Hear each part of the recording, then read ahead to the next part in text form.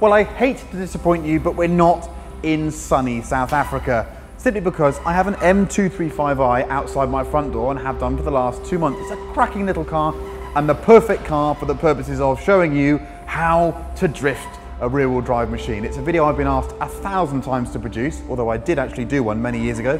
Neil, cut to the footage of the E39 M5 with me with the beard and all that. Yeah, okay, do that. I had a conversation with JF about how it wasn't really reasonable for me to fly to Cape Town to spend a day driving a car which was actually outside my front door. That seems a bit silly now because I love Cape Town. Look how beautiful that footage is and those red cars drifting around the town in the sunshine. We're in North Wales at Anglesey Circuit. You can hear that squeaking.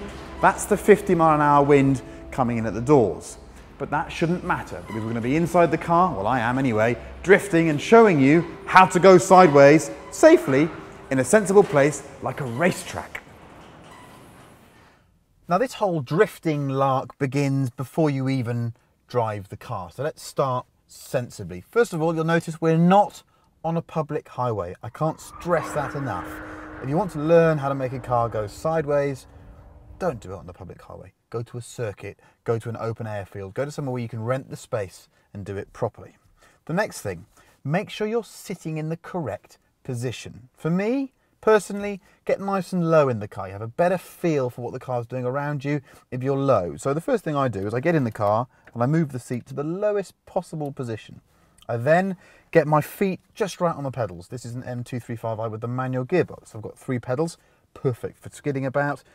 I make sure that my left leg is not quite at full extension on the clutch. Not quite, but almost. At that point, I work on the wheel, okay? The wheel needs to be quite far back towards my chest, not too high, not too low. If it's too low, I'm obviously going to struggle navigating the wheel down below here because I've got some important apparatus down here that I don't want to get damaged, okay? If it's too high, I'm reaching too high and I can't get to the top of the wheel again. So it's all about comfort. Get it somewhere about the middle. The way to test is that you should be able to rest your wrists on the top of the wheel with your arms with a bit of a bend in them. Okay, that's about right. This M235i has a great adjustable driving position. It's perfect for this.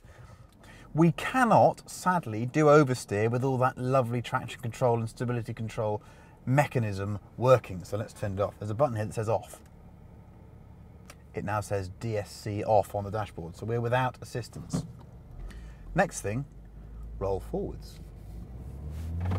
Now when I shot this video before in the old M5, that was my M5, that was quite a brave thing to do, wasn't it, to wreck my own tyres. I acknowledged 3 points of the drift.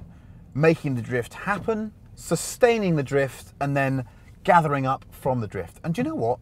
Even though that was 5-6 years ago, fundamentally my attitude towards it hasn't changed. So, I'm still going to work according to 3 elements of the drift. And the first one is making the car oversteer, making it go from a normal cornering stance to make the rear axle carve a wider line than the front axle. That's what we call oversteer. Okay, the first thing about making a car oversteer when it's rear-wheel drive and it's got a limited slip differential and quite sticky tyres is it needs more throttle than you think. Okay, I'm going to pitch the car in now to a second gear right-hander. Full throttle now. Look at that, still gripping, and then it goes into oversteer. Okay, so the first thing you have to remember when you're doing this is that you have to use loads of throttle, okay? So, big on the throttle, and then see what we did with the hands then. We move very quickly to counter the oversteer with what we call opposite lock. So I'm gonna do that again for you. We're gonna go through it. We're gonna go full throttle, and then I want you to watch how quickly my hands change on the wheel to catch that oversteer. Here we go, full throttle. Watch how quickly you have to catch the oversteer with your hands. Okay? I'm trying not to cross my hands too much, but I'll take the first amount of lock with 1 armful of lock, okay? At this stage, when you're starting out, don't try and just let go of the wheel. It feels comfortable to do it that way and allow the caster effect of the front wheel just to wash away until it hits the lock stops.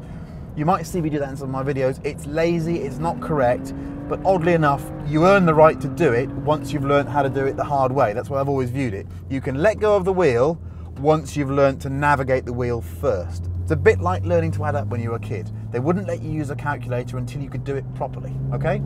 So, let's have a look at that again. Lots of power, and then equalize it with the steering. And the common mistake is that people are too slow with the throttle and too slow with the steering. It's quite a violent, aggressive activity, this. You watch me, I have to really move quite quickly. See there, we're quick. Quick, quick, quick, quick, quick, quick, quick. So, we've used the throttle quickly, and the reason we've done that is we don't want understeer. If you blend the throttle in nice and gently, what you do is you make the front axle of the car push. And what we're trying to do is excite the car quickly and get into that oversteer as soon as possible. If we allow the car to understeer by blending that throttle in, what happens is we have some understeer coming, we have lock-on countering that, and when the oversteer comes, we're already half a lock round and we've got to catch that extra half a lock. That's just ugly, and the only way really to do it is to let go of the wheels. We don't want that at all. So we're fast on the throttle and we're fast on the steering. So that's the entry to the drift. Let's move to stage 2 of the drift process, maintaining that slide. This is the good bit. This is the really, really fun bit, if you ask me. Get the car into the drift. To sustain it, it's all about power, as Mr. Clarkson would say. You have to throw, listen to that, I'm flat out there, nearly 7,000 revs. The common mistake is that people try and hold back on the power because they can't believe you need to throw so much power at the problem, but you do. Everything at your disposal, just throw it at that back axle and keep going. This thing's got well over 300 horsepower, only a 245 section at the back. It's quite a light, nimble car relatively, and yet you still have to throw so much power to sustain that drift. So keep throwing power at it. With a locking differential at the very worst, you'll just blow most of it away in vaporized tyre. But if you try and hold the throttle back, the car will straighten up. So, if in the first stage of the drift, the most common problem is that people aren't brutal enough with the throttle, it's almost the same in the second stage, maintaining the drift, where they don't quite throw enough power at the problem. I'll show you again. There, I'm now flat out. That's registering 6,500 RPM to maintain that drift. Okay? Okay, when you're in the drift in stage 2, for me, that's really the point of utter joy, because the car becomes hypersensitive at that point. A little bit more throttle adds more angle, backing out of the throttle straightens the car up, the steering's loaded up, so you can really feel what's going on. There's a tension about the whole car that's super enjoyable. So when you're in the drift, you can play with the car a bit. You can go a bit more angle, a little less. Let's try it. So, I'm going to go for a slightly smaller angle this time. A bit smaller, less steering angle. I was controlling that on the throttle there by using a little less. But it's still almost full throttle. So that's the key thing. Lots of throttle to sustain it, and then it's just a millimetre or two back will suddenly change everything about the car. The pitch, the amount of torque going to the back wheels. It's lovely. You feel really in control. So the final stage, and this is the most difficult bit if you ask me, gathering it all up, getting it from oversteer back to straight. And that's all about your throttle control. So a lot of this comes back to your seating position. I feel you can't actually come off the throttle neatly and accurately unless you're properly located in the seat. Because if you're bracing your leg against the door or the transmission tunnel or something, you're never going to get it right. So when we get the car into the oversteer, to come back out again, we're looking to lead with the throttle, blend out of the throttle, and then use the steering to equalize that back. So here we go. Into the corner now, we're going to try and blend out of this one and make it neat. So we go full throttle to get the slide, and then as we come to the exit, I'm going to back out a little bit there now, and then it's neat. It's lovely. And then it's just a question of winding the lock off to meet the car as it straightens out. I say just a question of, that's the difficult bit, okay? It's balancing the throttle coming back and the lock coming back at the same time. They have to happen in harmony. If you back off the throttle too quickly and don't match the steering, that's a real problem. That's when you get what we call a tank slapper, because the car straightens up violently and quickly, but the steering angle isn't right. The front wheels are not pointing the direction that you want them to be, and the car will spear back the other way. That's the most common cause of the drifting accident. They tend to not happen in the first 2 phases, they happen in the last phase, okay? We'll try it one more time, have a look at the steering, and then straighten up. All happens quite quickly, doesn't it? Now, as with any decent academic paper, there has to be an appendix. And in this case, it's the transition. making the car go one way than the other. That's one of the great joys of drifting. So let's quickly show you that before the end. Okay, so we're going to go around the left-hander and make it go into a right-hander. Okay, so here's the left-hander. So we use coming out of the drift now to make the car back round the other way.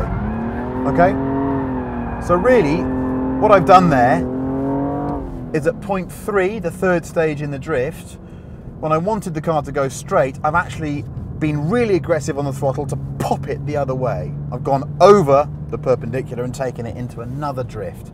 And that's called a transition, and that's one of the great joys. It's tricky, and it's a real test of your throttle control.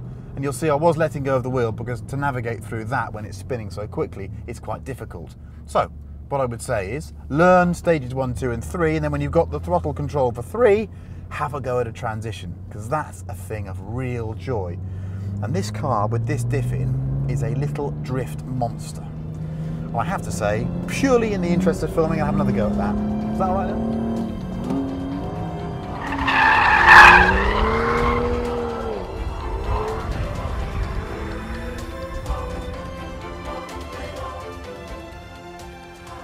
And that, children, is how you drift, okay? But there is a serious message behind this, and I've been hinting at it. You don't do it on the public highway. You make sure your car's in good mechanical condition. You don't do it with people on board who might be scared. Just use your common sense and have fun. Most of all, have fun.